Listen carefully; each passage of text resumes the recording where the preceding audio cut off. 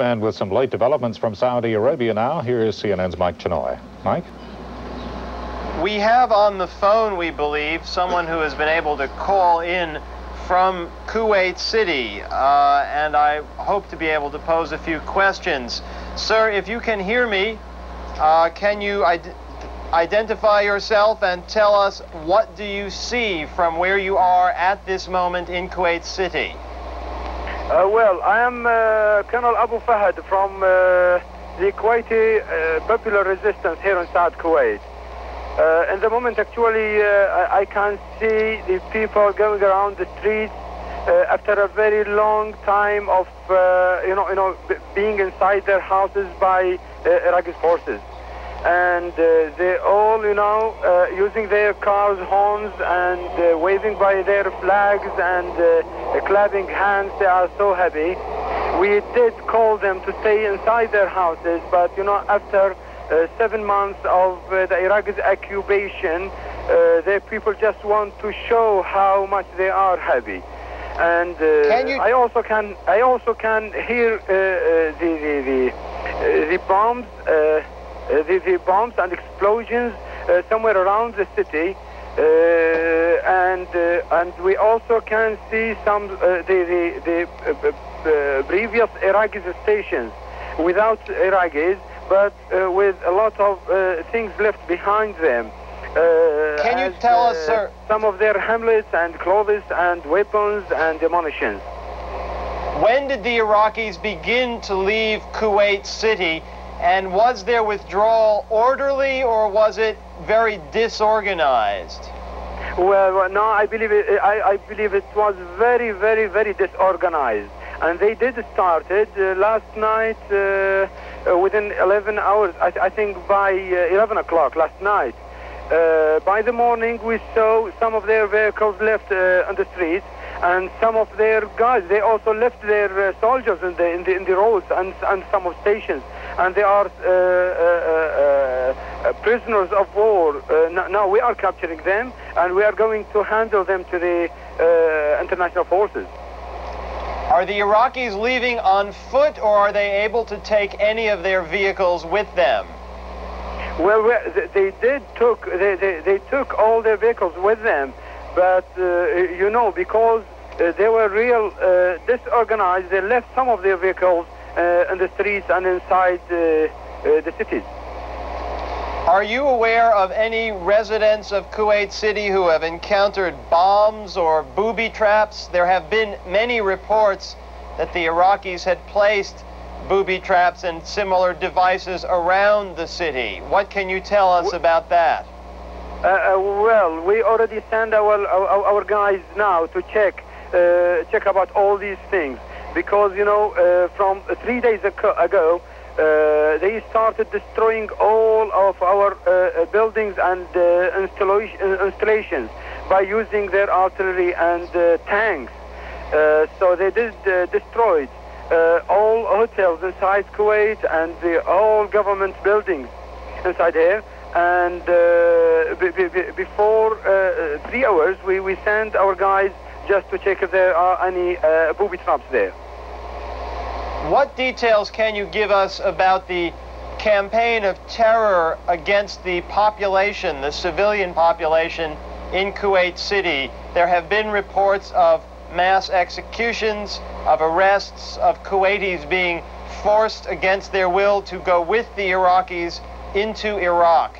What do you know about any of this, and what have you seen? Yes.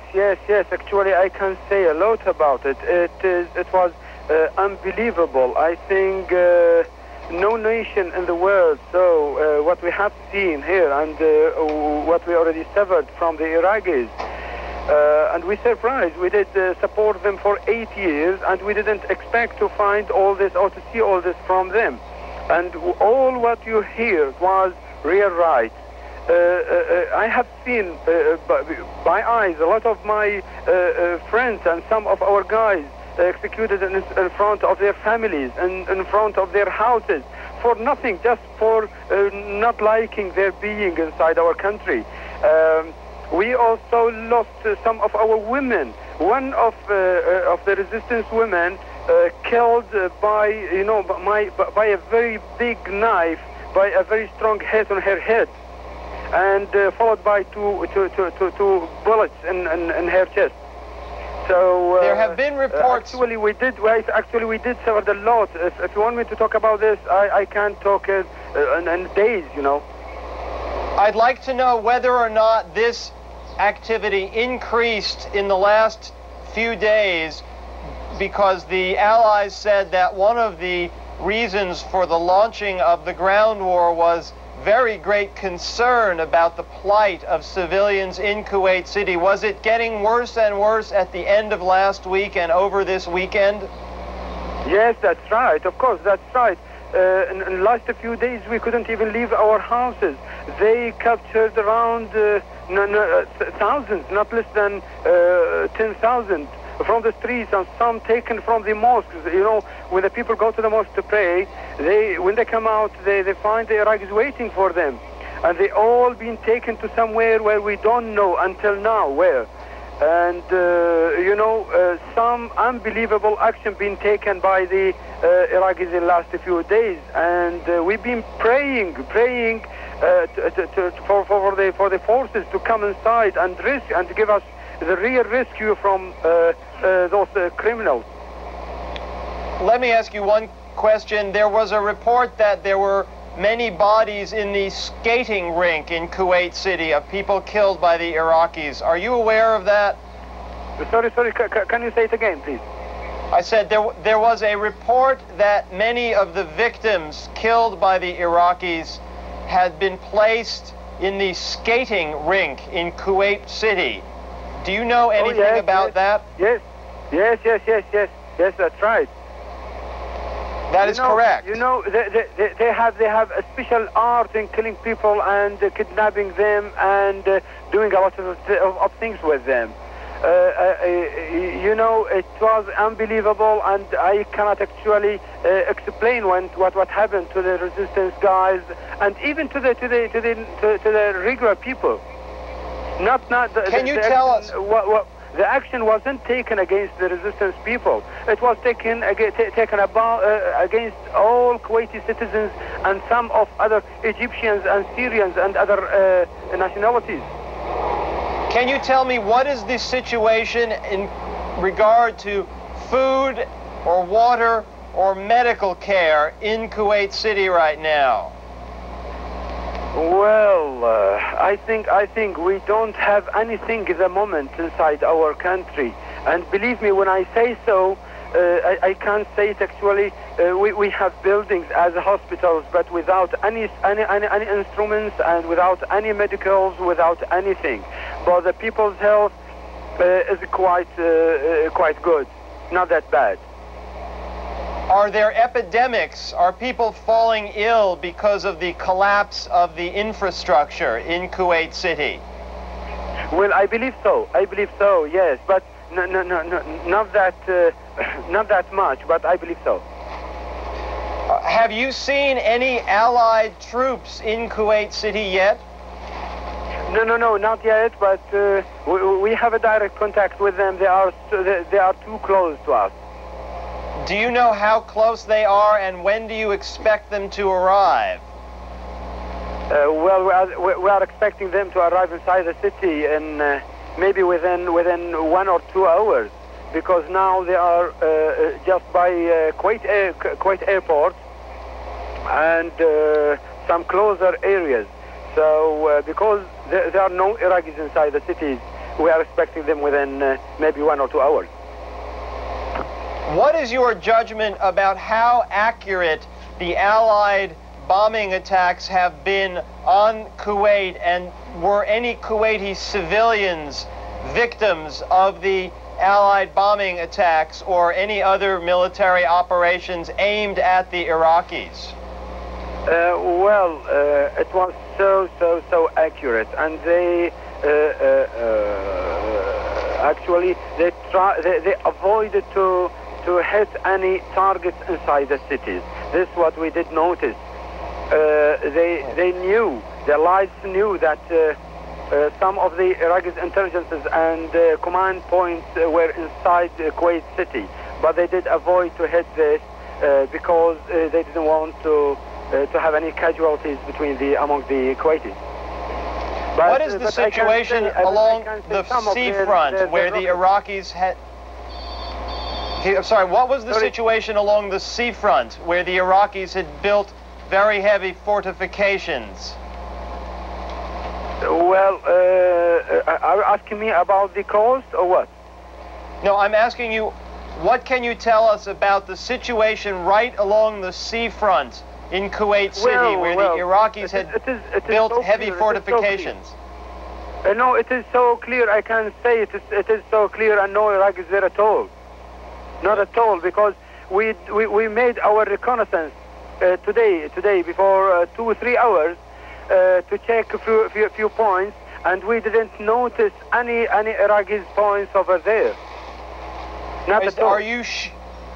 Are you sure that there are no Iraqi snipers or others left behind to carry out terrorism against the Allies or against Kuwaitis after the main force Iraqi units have left the city?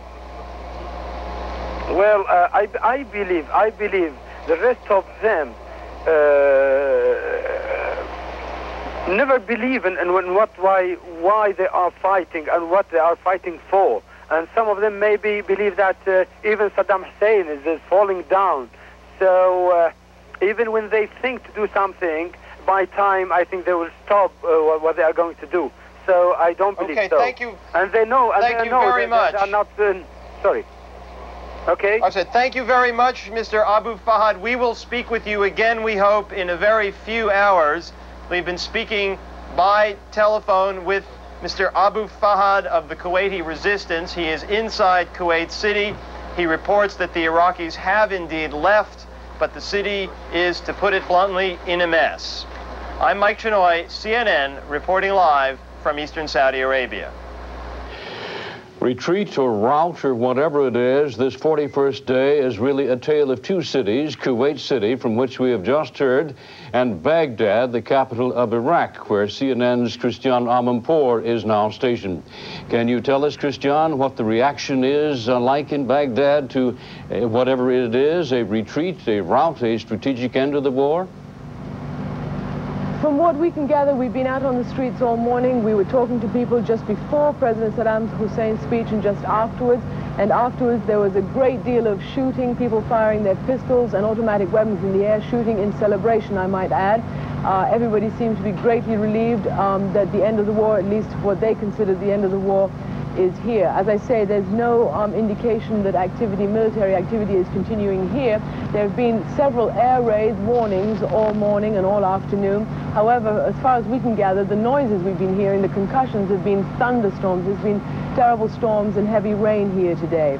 Now, in terms of the military communique, shortly after President Saddam Hussein made his speech announcing that the Iraqi forces had already started to withdraw and would complete their withdrawal by tonight, a military communique came out and said that the withdrawing forces were continuing to be attacked, that apparently an armored division was attacked, and the military communique said that one of these divisions was being attacked as it was preparing to leave and starting to leave with its equipment. So from that I gather that some of these troops are trying to leave with their equipment. Now, as I say, the reaction on the street was jubilation, at least from those people we saw, and here's some of that reaction. The front page of today's newspapers told the people of Iraq that the war appeared to be over. You didn't have to ask them to know that they thought it was a good thing. The order to draw out, I think it's a relief. It's a relief for me personally. And I think it's a relief to all the Iraqi people, because nobody here wants war. Everybody here wants peace. It's good if it's finished. We are waiting to be finished this. We don't want the war. But as people started out on their daily errands, they knew that it was not finished yet, that the order to withdraw, broadcast by a Baghdad radio announcer, was not enough, that the U.S. and the Allies expected to hear Saddam Hussein surrender. Some didn't believe he would. It's not finished. We will defeat the American and the West. You will see, wait and see. Half an hour later, Baghdad radio announced there would soon be a message from the president, and people gathered around, nervously waiting to hear what would happen next. Then came the president with a lengthy history lesson on events leading up to this moment, but in the end he said that all Iraqi troops would withdraw by the end of the day, and that Kuwait is an independent state again. But he didn't speak of war reparations. The reaction was immediate.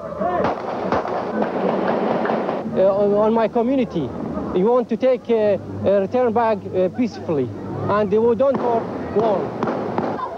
The children clapped their hands to their ears. Some were afraid of the gunfire, but the others started dancing and clapping. A bottle of wine was produced for a celebratory swig, for people were talking about the great victory they had achieved. We win. That's all.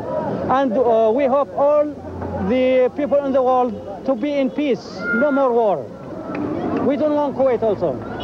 President Saddam Hussein, he is the president of all the Arab. So you can see from those words, they are the words of a people who managed to apparently see victory no matter where they look. In his speech, President Saddam Hussein said that his people, the Iraqi people, were triumphant because they were the forces of right triumphing and fighting against the forces of wrong. And he said that thanks to the sacrifices of the Iraqi people, the Palestinian issue was now unforgettable and would have to be resolved. So in that last speech, he managed to get in a reference to the Palestinian issue. Reed? Christian, can you tell us, is there any evidence at all to the practiced eye of any military retreat going on at Baghdad, any redeployment of troops? I'm sure you probably can't answer that question if you know it. Well, no, we haven't heard or seen any evidence here around Baghdad, but what we've been told in the last, few hours by the officials here is that the main Kuwait City to Basra road has been closed to all civilian traffic to allow the forces to retreat, and we've been told that forces were retreating and were returning into Iraqi territory by last night, started doing that last night. You have mentioned that the weather is extremely poor. Do you know if that extends southward, that may interfere with any Allied interdictions by air against the retreat? I'm sorry, what about the weather? Do you know how bad the weather is in Baghdad? You say it's thunderstorming there. We're wondering how far south the bad weather extends into the battle area. Do you know? Well, all I can tell you is that yesterday, we haven't been southwards today, but yesterday there was a trip here organized by Iraqi officials, and they went about 150 miles south, and the reporters were saying that the weather was getting worse and worse the further south they went. And that's basically it. The day yesterday was very grim like this as well, so it's probably the same sort of situation today down there. All right, thank you, Christian Amanpour, who is working, as we say, under terms of censorship imposed by the Iraqi government, which limits what she can see and on the air limits at times what she can say. Bobby? Retreat or withdrawal, however you look at it, it requires further exploration, and we'll talk with an Iraqi ground forces expert right after this break. Ideas about Kuwait. Let's see how this now fits with the White House view of what the defining moment should be. CNN's Mary Tillotson is there. Mary. Good morning, Reed. Spokesman Marlon Fitzwater, the spokesman for the president, did not use the word rejection, but it's clear that's what he meant. In the first White House reaction to the radio broadcast by Saddam Hussein early this morning, Washington time, Fitzwater says the speech changes nothing, that it included no provision to annul the annexation of Kuwait, which, as we all know, Saddam Hussein is consistently referred to as Province 19 of Iraq, nor, said Fitzwater, did it meet any of the other terms set by the Allied coalition when they demanded the withdrawal of Iraq from Kuwait last Friday. The president himself has not appeared in public as yet this morning, but he does meet with congressional leaders at about 10 o'clock Washington time. It may be that he has some further statement on the Saddam Hussein speech at that point. And if not, we do expect a briefing later today from Marlon Fitzwater, who at this point has taken no questions to try and clarify the U.S. position beyond his statement that the war continues. Mary Tillotson, CNN Live at the White House. Mary, let me ask you something. Does this statement this morning differ from one he issued last night that seemed very limited in tone and content? I don't think so. The addition this morning is the radio broadcast by Saddam himself. The White House last night was saying they wanted to hear from Saddam Hussein, his own lips, what he proposed to do in the way of withdrawal from Kuwait. He made the radio speech this morning. It was a belligerent speech and a non-repentant one, if you will, despite the fact that he did say he expects all of his troops to be out of Kuwait by the end of a 24-hour period. But he said nothing about annulling the annexation. In fact, he told his people he still considers Kuwait part of Iraq. He said nothing about ordering his troops to lay down their arms as they withdraw. That's a condition the U.S. very much wants to see. They've made it clear that if the Saddam Hussein position at this point is that he wants to get his materiel out of Kuwait, if he wants to get his materiel out of Kuwait, they will try and stop him. Fitzwater said last night, and as I mentioned a couple of moments ago, said again this morning, that the Allied position on prosecuting the war has not changed. It does go on. All right, Mary, do we have any concept that the White House still is insisting that they hear it from the lips of Saddam Hussein himself, that he does abide by all 12 resolutions of the Security Council? That was the position last night, that he himself say it to the world. I think that might change the position somewhat, but Saddam Hussein has not said that, at least so far as it's understood here. He has not said that he would abide by the resolution that would require Iraq to pay reparations to Kuwait for the damage done by the war. That is certainly one of the conditions that the coalition has been demanding all along. In addition to that, if you'll think back to the ultimatum issued by President Bush on Friday, Reed, the president also wanted Iraq to disclose where any mines or booby traps may be in Kuwait, to release all prisoners of war, all civilians who may have been taken hostage by the Iraqi government, and return all the remains of the war dead. None of those things were specified in Hussein's speech this morning. All right, thank you, Mary Tillotson. So despite whatever has been said in Baghdad, the last word from the White House is the war goes on. Bobby? Well, joining us now to further discuss the withdrawal of Iraqi forces from Kuwait is military analyst Richard Phillips. He joins us from London. He is an expert on Iraqi ground forces, and he's currently working on a book on the Iraqi military and defensive Iraqi tactics. Good morning. Hello. Mr. Phillips, the Pentagon is now referring to the Iraqi forces as an army in retreat and not an army participating in an organized withdrawal. What does that tell you about the Iraqi forces? Well, a withdrawal, if you like, could be defined as an organized removal from the area, but leaving some troops behind, whereas a retreat tends to be disorganized and would involve people trying to move out as fast as they possibly could. A retreat is essentially disorganized. How do you view it? Well, it seems that they had left, from what the Kuwaiti resistance man said, they had left some troops in Kuwait. This seems to point towards a withdrawal rather than a retreat, and it seems as if Saddam Hussein is trying to get as much equipment out of Kuwait as possible. We'll come back to that in just a minute, but what I want to pursue the idea of a withdrawal here. What do you think would be a reasonable timetable for a withdrawal? Well, with that number of troops and with that amount of equipment, it could take many days, if not a full week, to actually get all the equipment and men out of Kuwait. Why? It only took them 5 hours to get in. Well, it's the equipment was moved in over a period of time. The initial attack maybe took 5 hours, but moving in 400,000 troops took a lot longer. Well, who and how do you think should set the rules of withdrawal? It's very difficult. It really has to be the Allies who set the rules of withdrawal based on the United Nations resolutions. The idea that the Allies have enveloped part of Kuwait now means that any withdrawal where the troops take the equipment with them could be seen as a breakout, a military breakout from the envelopment, and it would be very difficult not to shoot at troops who are driving equipment and tanks towards you. Mr. Phillips, forgive us as we need to break away for a commercial break here, but we'll be back with you in just a minute to further discuss this idea of equipment leaving Kuwait, Iraqi equipment. Stay with us.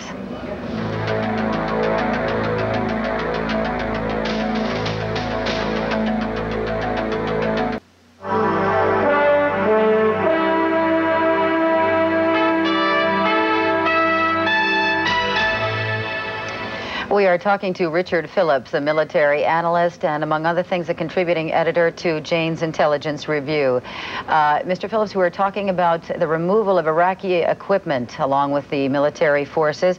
You're an expert on Iraqi equipment. We're getting reports that indicate the Iraqis are trying to take equipment with them back across the border. Should the Allied forces allow them to do that? It would be very dangerous to allow the Iraqis to take the equipment with them. If you think that the Allies have almost completed an envelopment of the Iraqi forces, then the Allies would see tanks and troops coming towards them. They would have no way of telling whether those tanks and troops intended to be offensive in nature or were intending merely to pass through their lines. It was a very difficult decision for the commanders to decide whether to shoot or not. It's clear, therefore, that the Iraqis should leave their equipment behind. What kind of equipment are we talking about exactly? We're really talking about tanks and armored personnel carriers, specifically the tanks. There could be as many as 3,000 tanks still in the Kuwaiti theatre of operations belonging to the Iraqis, and these tanks present quite a serious threat. Do you really think Iraq would leave them behind? No, I have a feeling that certainly Saddam Hussein would intend to hang on to as much equipment, as many artillery pieces and as many tanks as he possibly can. You're also an expert on Iraqi defensive tactics. Do you view this withdrawal proposal as a credible one or as a Trojan horse? At first, it really struck me as a ploy, as an attempt to cause a ceasefire to allow the Iraqis to regroup. However, now having heard a few broadcasts, it may be that Saddam Hussein is seriously intending to leave Kuwait. It is, the problem is actually trying to identify whether it is a ploy or whether he really intends to go. How do we do that? I think the only way you can really identify that is if the Iraqis leave and leave their equipment behind.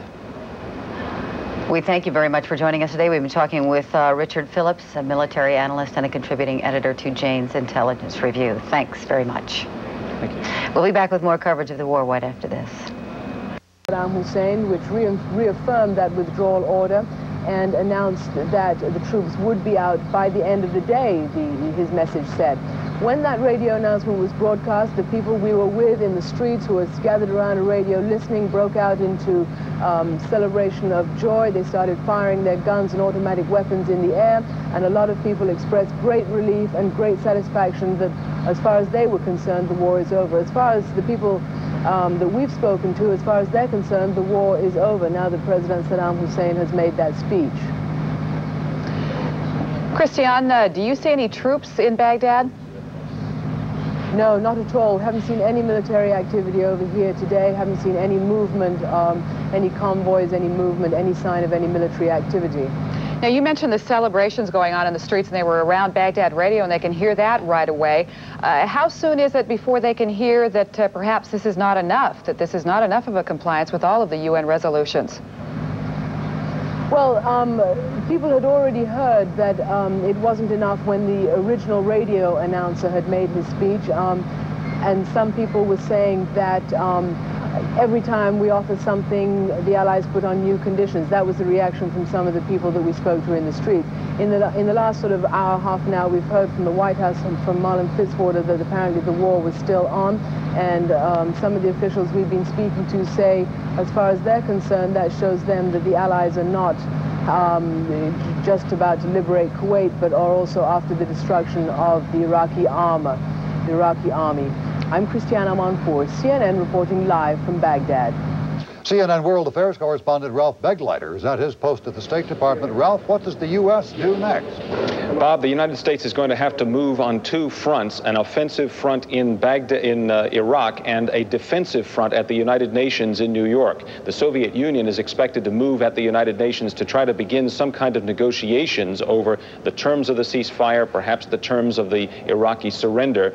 At this point, U.S. officials indicate that they have no inclination to negotiate with Baghdad at this point, and appear to want to attempt to eliminate the Iraqi military threat before before this is all over. The United States says it has not yet heard from Iraq everything it wants to hear, namely full compliance with all of the United Nations resolutions, including the annulment of the annexation of Kuwait. Saddam Hussein did mention that in his speech on Baghdad radio earlier today, but what he said was that the annexation had been legal on August 8th when it occurred, but that it stopped being in effect as of yesterday. I don't think that's going to be enough to satisfy the United States that Iraq is complying fully with the United Nations resolution on that score.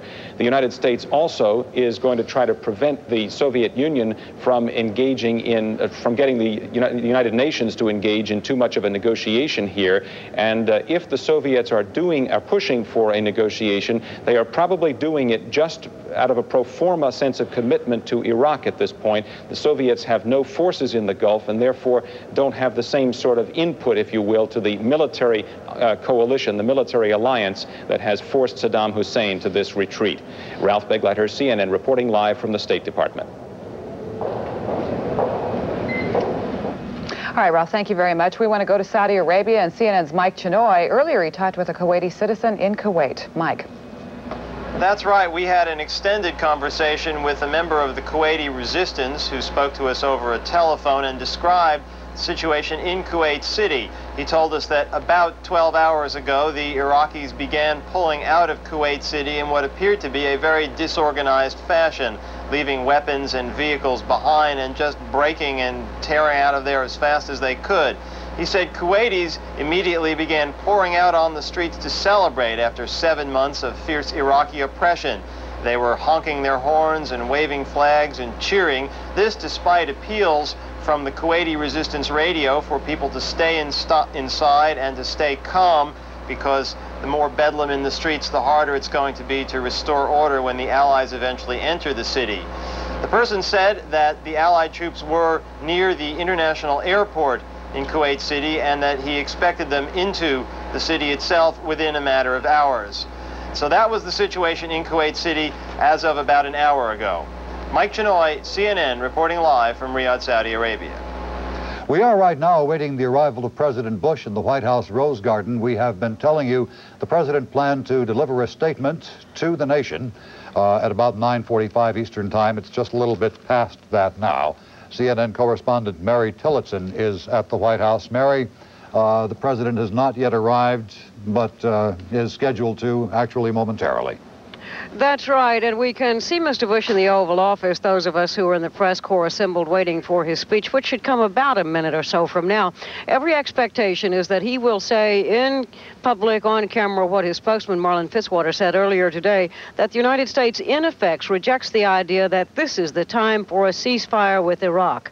Fitzwater's statement put out about an hour and a half ago was to the effect that Saddam Hussein's radio statement last night contained, these are Fitzwater's words, the same diatribe as previous comments, with no commitment to complying with the 12 United Nations resolutions. His speech, Fitzwater went on, changes nothing. It does not annul the annexation of Kuwait or meet any of the coalition's other terms. The war goes on.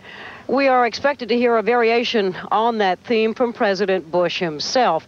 And the reality is that what the United States is being asked to do now by Iraq and the Soviet Union is negotiate a ceasefire that would be more satisfactory to Saddam Hussein than what every appearance has of being a military rout that's now going on in Kuwait.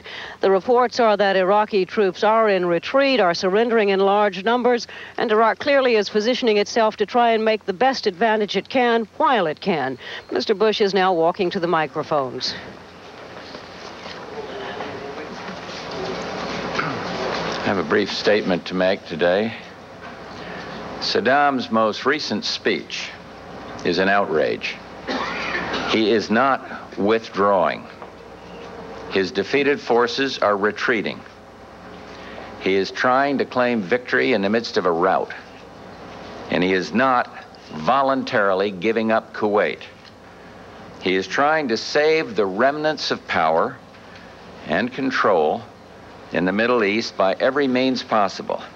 And here, too, Saddam Hussein will fail. Saddam is not interested in peace, but only to regroup and fight another day. And he does not renounce Iraq's claim to Kuwait. To the contrary, he makes clear that Iraq continues to claim Kuwait. Nor is there any evidence of remorse for Iraq's aggression or any indication that Saddam is prepared to accept the responsibility for the awful consequences of that aggression. He still does not accept UN Security Council resolutions or the coalition terms of February 22nd, including the release of our POWs, all POWs, third country detainees, and an end to the pathological destruction of Kuwait. The coalition will therefore continue to prosecute the war with undiminished intensity. As we announced last night, we will not attack unarmed soldiers in retreat. We have no choice but to consider retreating combat units as a threat and respond accordingly. Anything else would risk additional United States and coalition casualties. The best way to avoid further casualties on both sides is for the Iraqi soldiers to lay down their arms, as nearly 30,000 Iraqis already have. It is time for all Iraqi forces in the theater of operation, those occupying Kuwait, those supporting the occupation of Kuwait, to lay down their arms, and that will stop the bloodshed.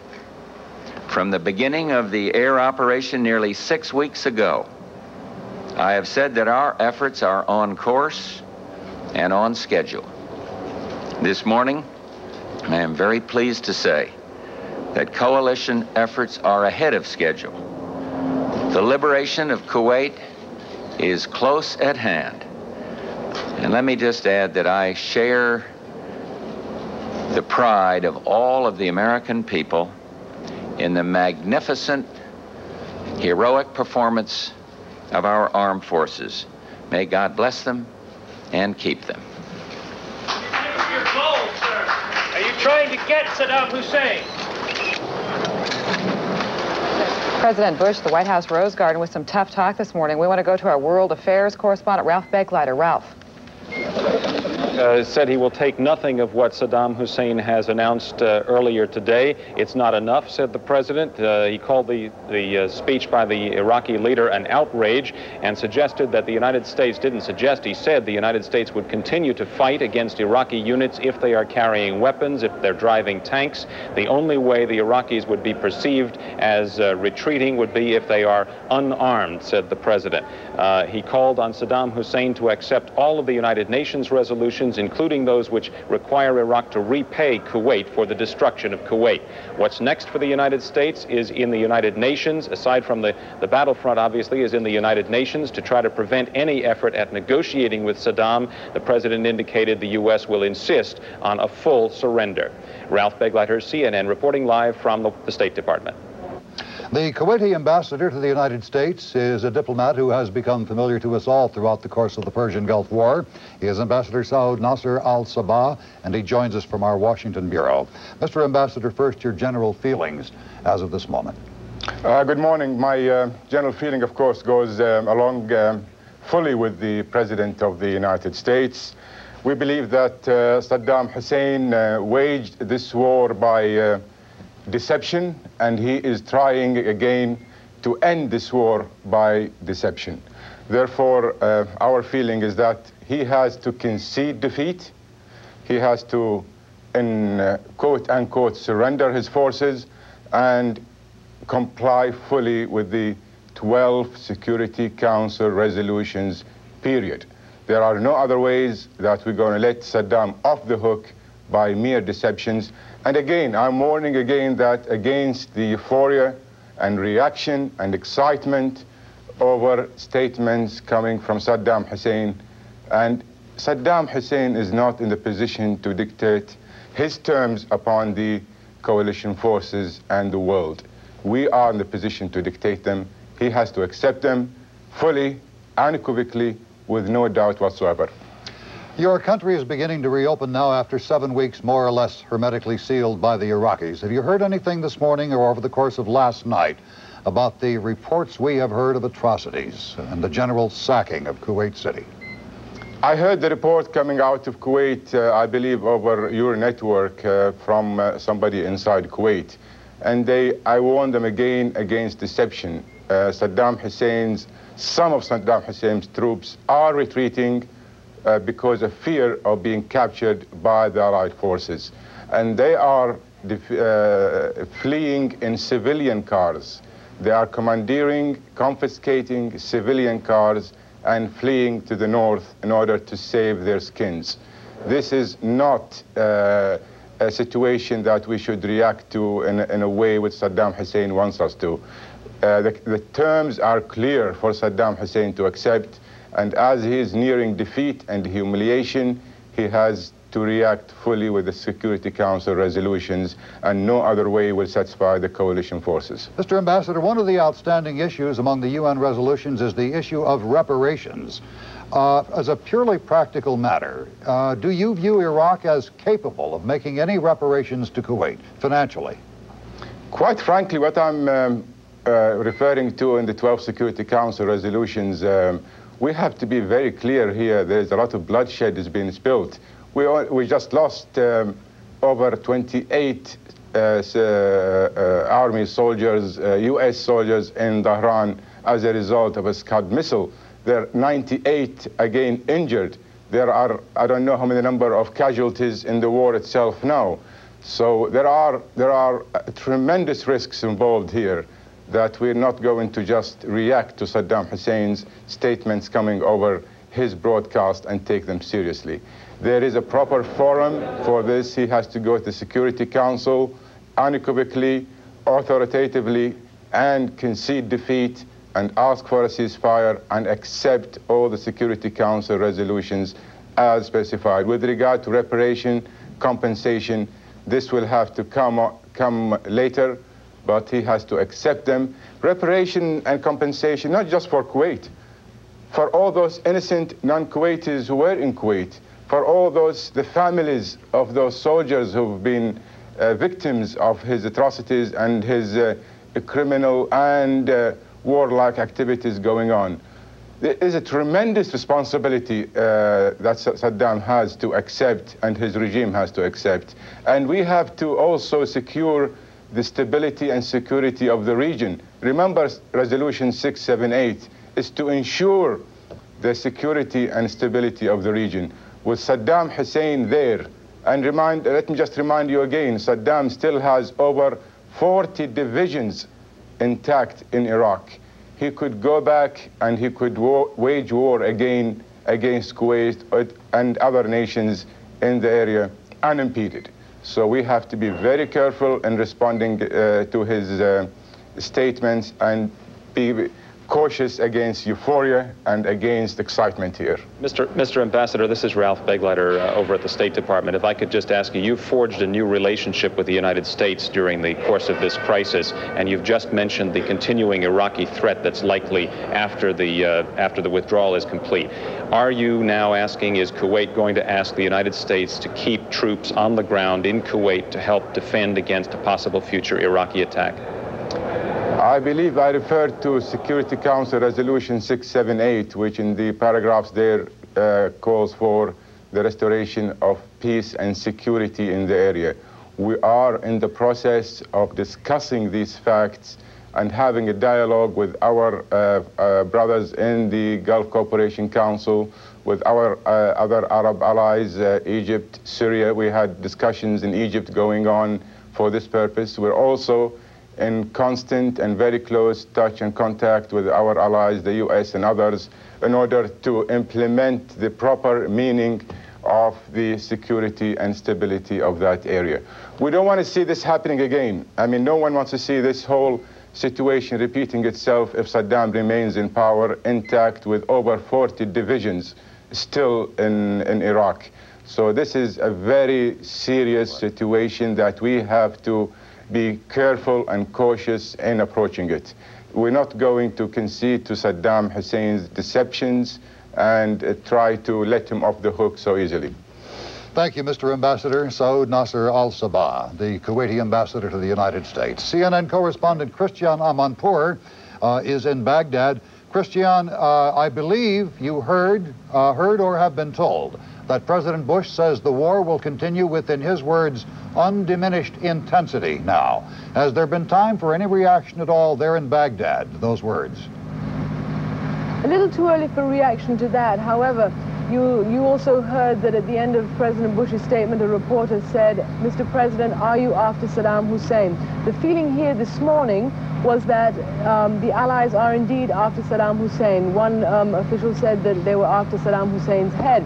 And after this morning, when Marlon Fitzwater already said that the war continues as usual, another official said that the feeling here now is that the Allies are not content simply to liberate Kuwait, but to destroy the Iraqi army.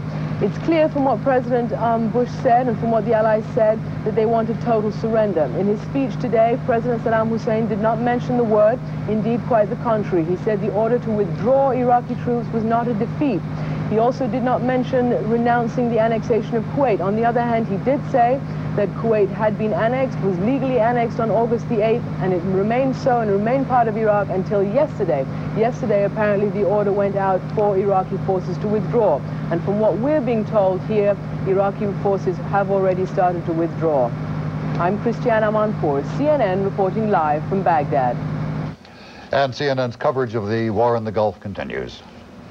I'm Donna Kelly. We're glad you could join us. We'll take a local cable company break, and our coverage continues. I'm Bob Kane.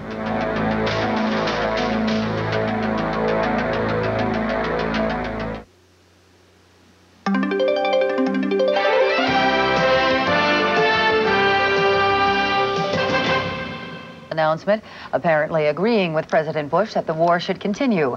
The Kuwaiti news agency says Iraqi troops have withdrawn from Kuwait City, and a man in Kuwait City told CNN that residents are celebrating in the streets. Israeli Prime Minister Yitzhak Shamir says Saddam Hussein should disappear from the international arena, but Shamir does not say how that might be accomplished. Meanwhile, on the war front, Pentagon officials say U.S. troops have reached the Euphrates River and are blocking the retreat of Iraq's Republican Guard prisoners. We're going to get the latest from Riyadh, the U.S. military briefing in a few minutes. Let's go north of there, though, now into Kuwait, and CNN's Brian Jenkins. Brian? Reed, we have seen columns of trucks heading north into Kuwait as we receive these reports of Iraqi troops abandoning their posts in Kuwait City. We do not know if these long columns of trucks are planning to simply resupply the Allied military forces along the coastal region of Kuwait, or if perhaps they are carrying food and other supplies to the starving civilians inside Kuwait City. The desert of southern Kuwait has again gone dark. To our northwest, we see an orange glow in the sky, and I have to wonder if that could be battles still being waged in the area where the Republican Guard is posted just inside southern Iraq. We have heard reports that there may still be some fighting going on in that territory. To our northeast, we see the flames of an oil well fire licking the night sky, and we see a large plume of dark gray smoke billowing away and blowing to the west. The damage, as I described to you earlier, in this desert has left it looking like a moonscape, but we see jubilant lines of Kuwaiti trucks carrying Kuwaiti soldiers moving north. They're waving and giving us the V for victory sign as they rumble on toward their capital city, but we have heard that the roads may yet be cleared of mines, so we don't know if those columns are going to be held up and how long it may be before supplies can be trucked in to the civilians in Kuwait City. Reed? Thank you, Brian Jenkins. We'll be getting back with him in the moments to come. Bobby? Well, it may be too soon to tell how the president's statement is playing in Baghdad, but nonetheless, there are plenty of developments out of there. CNN's Christiana Manpour joins us now. Christian? Bobby, the general feeling here is that the U.S. and the Allies want Saddam's head, or after Saddam Hussein himself. I spoke to officials shortly after Marlon Fitzwater issued the statement that the war was not over, and the feeling is that the Allies are not concerned or content simply with the liberation of Kuwait, but are after the destruction of the Iraqi army. They say what else can he give? He's given all he can. Well, what else he can give is to comply with all the UN resolutions, which he has not done so yet.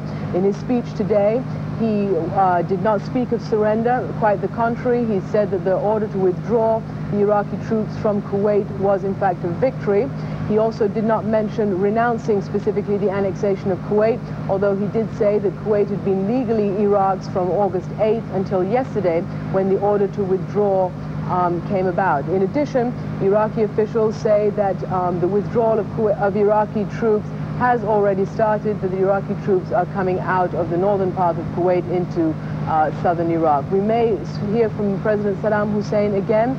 He responded to the Allies' call for himself to speak today after the Baghdad radio announcement, and perhaps we'll hear from him again in the next few hours. We'll wait and see. I'm Christiana Manpour, CNN, reporting live from Baghdad. Allied troops, meanwhile, have put a virtual tourniquet on southern Iraq. Let's get the latest now from CNN's Gene Randall in the Pentagon. Gene? Breed, good morning. A senior military official here tells us that the U.S.-led coalition now has advanced combat units on the Euphrates River in Iraq, thus cutting off Saddam Hussein's elite Republican Guard. The bottom line to this, if Iraqi troops want to withdraw north toward Baghdad, they must go through the lines of the U.S. coalition. And the feeling here is that means the U.S. coalition will be able to dictate the terms of the withdrawal. Key among those terms, you must surrender all your weapons, from rifles and sidearms to heavy armor, tanks, armored personnel carriers, and artillery. So once again, we are being told the Iraqi Republican Guard is trapped. Reed? Gene Randall live at the Pentagon. The first military briefing of the day is about to begin in Saudi Arabia. We'll be going there when it happens right after this.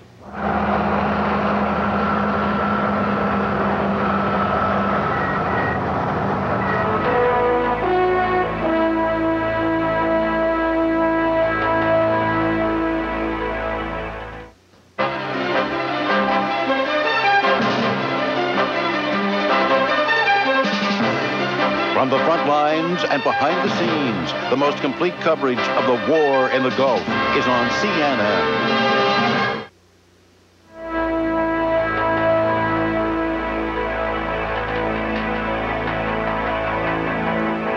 We have been told that the daily U.S. military briefing in Riyadh has been delayed another 8 minutes or so, but we will bring it to you live as soon as it gets underway.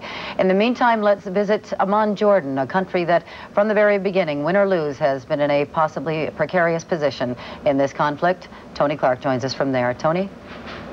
Bobby, President George Bush's speech will probably not play very well here. What we expect to see Jordan officials do in the next few hours, the next few days, is to continue to push both diplomatically and in the United Nations for a ceasefire to try and bring the fighting to an end. Asad Abdul Rahman is a political scientist here in Amman. How do you think it will play among the people of Jordan? Well, I think people are already shocked, you know, because, I mean, while they wanted Iraq to withdraw from Kuwait, but they can't understand why the war should continue on.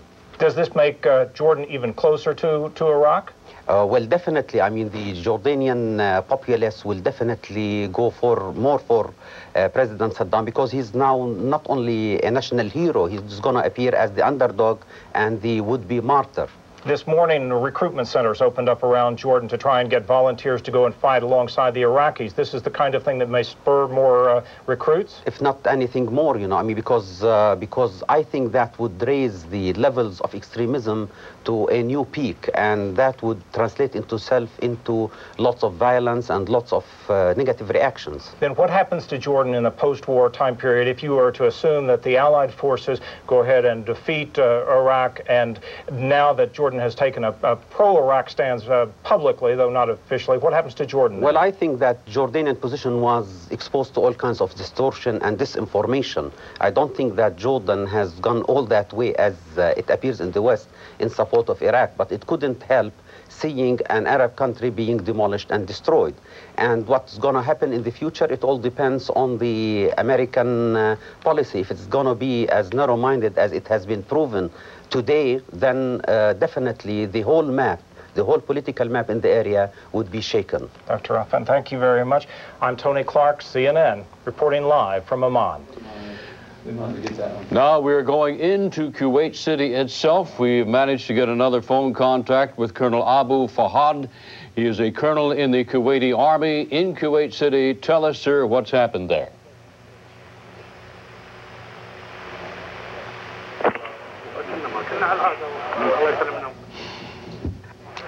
Yeah, okay. I didn't get your question. Can you say it again, please? Yes, what's happening in Kuwait City? We understand that it now is liberated. Well. I think I can now congratulate myself and all those who did support us. And it is really liberated, but the Allied forces are still out of the cities. Okay. And we are expecting them within maybe 1 or 2 hours, some more 1 or 2 hours, but the whole area is clear.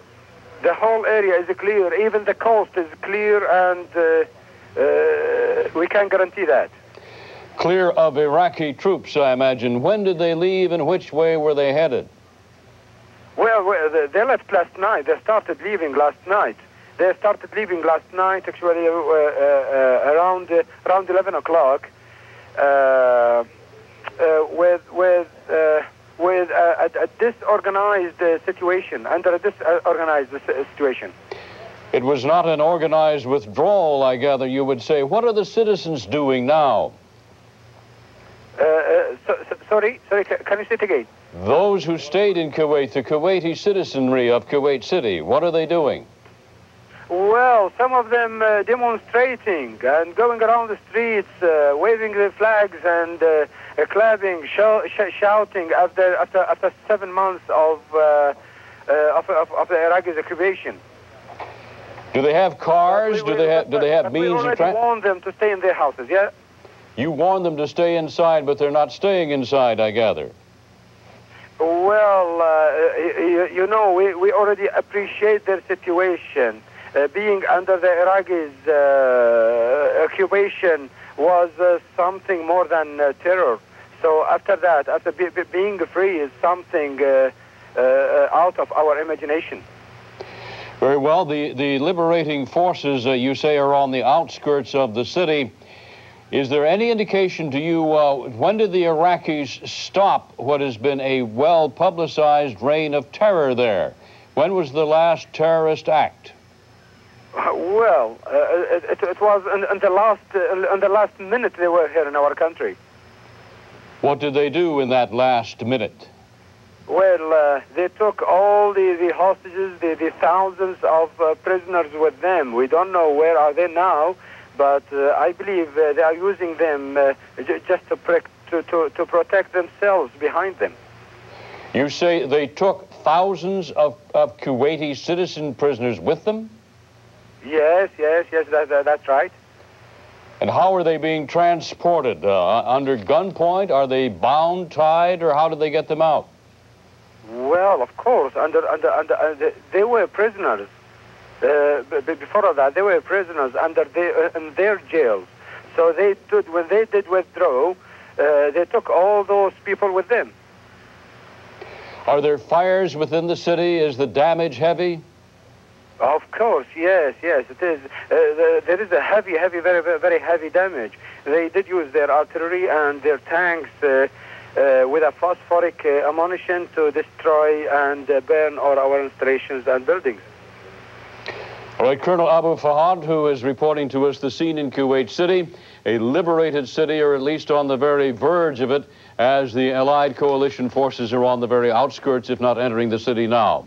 Linda Scherzer is in Jerusalem, and she can bring us up to date on the Israeli observation of what's going on in the Middle East. Linda? Well, Reed, the president's tough statement just a little while ago came as very good news to the Israelis, whose biggest concern is that the war would end without a resounding defeat of the Iraqi army. The Israelis believe that the president understands, and that was confirmed just a little while ago, that the president understands that to allow a ceasefire now would give Saddam Hussein room to achieve a political victory. And from the Israelis' point of view, that would be a very dangerous development. A little earlier today, Prime Minister Yitzhak Shamir said that Saddam Hussein must not be allowed to stay on the international arena. In fact, he must disappear from it, that his army must be destroyed, that it should not live to fight another day. The Israelis are concerned about parades through the streets of Baghdad, parades of troops and tanks that would give Saddam Hussein that sort of political victory that he obviously wants. Now, the Israelis say that the threat is certainly not over, including the chemical threat, but with the president's tough statement today, with the news that the ground war will continue, the Israelis say that they may be seeing the beginning of the end for one of Israel's most bitter foes. Linda Scherzer reporting live from Jerusalem. We have been all over the Middle East with reaction to the president's statement today. Let's work our way back to Washington and State Department correspondent Ralph Begleiter with some perspective from there. Ralph?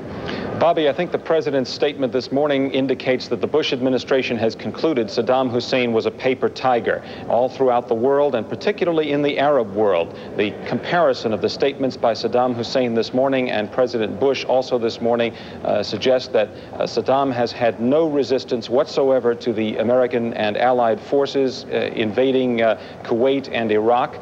He has not used his chemical weapons if he has them. He has not shown any resistance on the part of the allegedly superior Republican Guard forces, which are massed on the Iraqi side of the Iraq-Kuwait border.